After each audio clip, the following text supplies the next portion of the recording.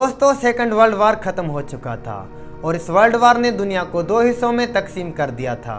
एक धड़ा वार्सो पैक्ट से जुड़ा हुआ था जिसे ऑर्गेनाइज यूएसएसआर कर रहा था और दूसरा नेटो पैक्ट से जुड़ा हुआ था जिसमें यूएसए अपना मेन किरदार अदा कर रहा था। और इसी तरह से शुरुआत होती है कोल्ड वार की, जिसमें यूएसए और यूएसएसआर सीधी तरीके से तो जंग नहीं लड़ रहे थे, लेकिन डिप्लोमेटिक तरीके से इनके बीच में जंग सी जारी थी। और इसी जंग का हिस्सा यूएसए और यूएसएसआर के बीच में स्पेस वार भी है। और इसी वीडियो में हम जानेंगे कि किस तरह से यूएसए और यूएसएसआर ने एक वक्त में एक दूसरे की ईंट से ईंट बजा दी थी। तो हेलो दोस्तों, मेरा नाम है आतिफ अली और आप देख रहे हैं हमारा लांगा क्रिएशन यूट्यूब चैनल। दोस्तों, अगर आप इस चैनल पर नए हैं तो लाइक और सब्सक्राइब जरूर कीजिएगा। दोस्तों, यूएसए और यूएसएसआर एक वक्त में स्पेस फ्लाइट अचीवमेंट में अपनी टेक्नोलॉजिकल जीत हासिल करना चाहते थे।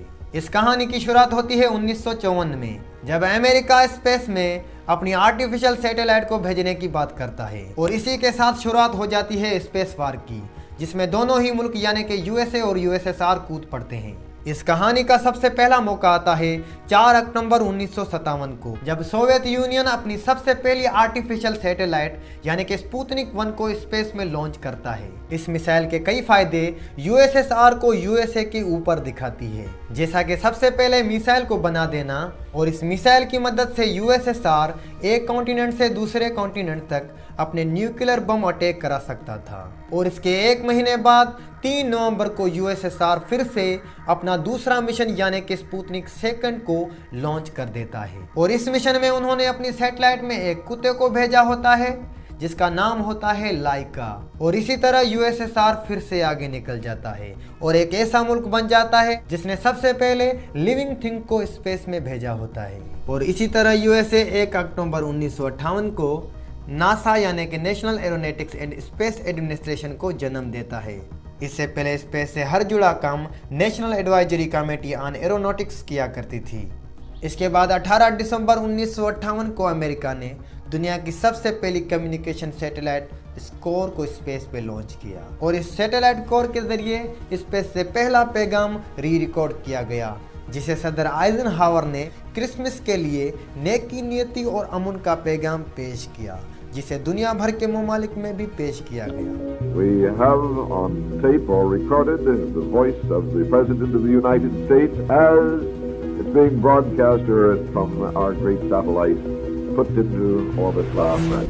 उसी महीने दिसंबर 1958 को सोवियत यूनियन अपना पहला मिशन मून एक्सप्लोरेशन लूना 1 को लॉन्च कर देता है, लेकिन इसकी तेज रफ्तार से ये मून के ऑर्बिट से बाहर निकल जाता है और पहला ऐसा मिशन बन जाता है जिसने अर्थ के ऑर्बिट को पार किया हो।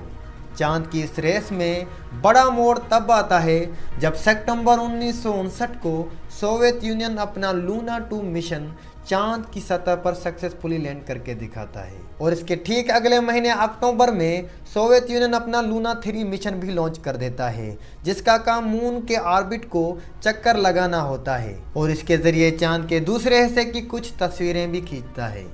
अब तक तो इस रेस में सोवियत यूनियन अमेरिका से साफ साफ आगे चल रहा होता है।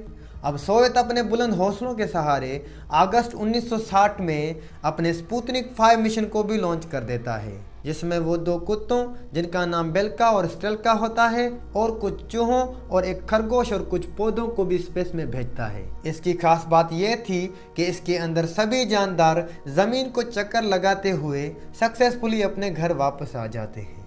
इसके जरिए Soviet union D orbit technology को भी हासिल कर चुका था। इसका मतलब कि ये स्पेसशिप को स्पेस में भेज के उसे वापस धरती पर भी लैंड करा सकता था।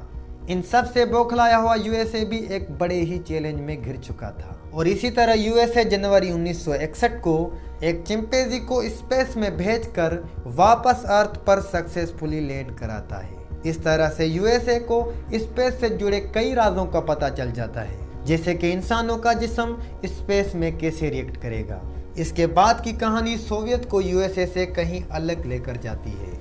अप्रैल 1961 में जब सोवियत यूनियन अपना वोस्टॉक मिशन लॉन्च करता है तो पूरी दुनिया की आंखें खुली की खुली रह जाती है। ऐसा इसीलिए क्योंकि अब की बार सोवियत किसी जानवरों को नहीं बल्कि इंसान को स्पेस पे भेज रहा था। स्पेस में जाने वाले लोगों को कोस्मोनॉट भी कहा जाता है। और सोवियत यूनियन के यूरी गागरिन दुनिया के पहले ऐसे इंसान बन जाते हैं जिसने अर्थ से लेकर स्पेस तक सफर किया था। अगले महीने अमेरिका भी मई 1961 में अपना पहला एस्ट्रोनॉट स्पेस में भेजता है जिसका नाम होता है एलन शेफर्ड। और इसी महीने की 25 तारीख को US president John F Kennedy ये दावा करते हैं कि हाल ही में इंसानों को हम चांद पर ले जाएंगे और वहां से जिंदा यानी कि सेफली ज़मीन पर ले आएंगे। और इसी तरह से अपोलो प्रोग्राम को लॉन्च किया गया और अमेरिका ने नासा का बजट बढ़ाकर लगभग दोगुना कर दिया। ये बात सोवियत यूनियन को सिर्फ मजाक लग रही थी क्योंकि उस वक्त इंसानों को चांद पर ले जाना लोगों को नामुमकिन लगता था। अब सोवियत यूनियन 1963 में वोस्टॉक मिशन को लॉन्च कर दिया था।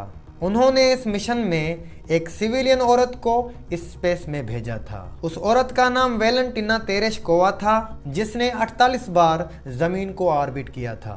इसके बाद वो साल आ जाता है जब पूरी दुनिया स्पेस रेस पर सवाल उठा रही थी। जनवरी 1967 में अमेरिकन एस्ट्रोनॉट ईडी वाइट, गस ग्रिज़म और रोजर कैफे इन सब की एक हादसे की वजह से मौत हो जाती है। इनकी मौत का सबब अपोलो कैप्सूल को लॉन्च करने के दौरान आग लगने की थी।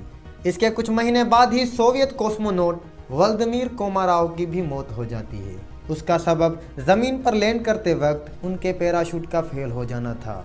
उसके बाद दिसंबर 1968 को यूएसए अपोलो 8 मिशन को लॉन्च करता है। अपोलो 8 एक वाहिद स्पेसक्राफ्ट होता है जिसमें एस्ट्रोनॉट यानी कि इंसानों ने मून को ऑर्बिट करके वापस अर्थ पर आए थे। अब स्पेस की रेस में यूएसए ने सबको पीछे छोड़ दिया था। अब दिन आ जाता है 16 जुलाई 1969। इंसानों के इतिहास में अब सब कुछ बदलने वाला था क्योंकि यूएसए अपने 3 astronaut Neil Armstrong, Edwin Buzz Aldrin और माइकल कॉलिंस को चांद पर भेजने के लिए अपना अपोलो 11 मिशन लॉन्च कर देते हैं। इसके ठीक 4 दिन बाद 20 जुलाई को अपोलो 11 का लूनर मॉड्यूल ईगल सक्सेसफुली चांद की सतह पर लैंड करता है। लैंडिंग के लगभग 6 घंटे बाद 21 जुलाई 1969 को रात के 2:56 पर मॉड्यूल का दरवाज़ा खोलकर नील आर्मस्ट्रॉन्ग एक सीढ़ी की मदद से नीचे आते हैं और अपना पहला कदम चांद की सतह पर रखते हैं। नील आर्मस्ट्रॉन्ग चांद पर कदम रखते ही कहते हैं, 1 small step for man, 1 giant leap for mankind. और दुनिया ये मान चुकी होती है कि इस स्पेस रेस का खिलाड़ी यूएसए है।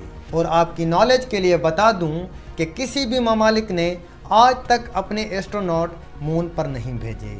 ये वाहिद यूएसए था जिसने इस काम को सरअंजाम दिया था। और आज भी अमेरिका की स्पेस एजेंसी नासा बड़े बड़े कामों को सरअंजाम दे रही है। तो दोस्तों, बड़ी मेहरबानी हमारी वीडियो को एंड तक देखने के लिए। खुदा हाफिज़।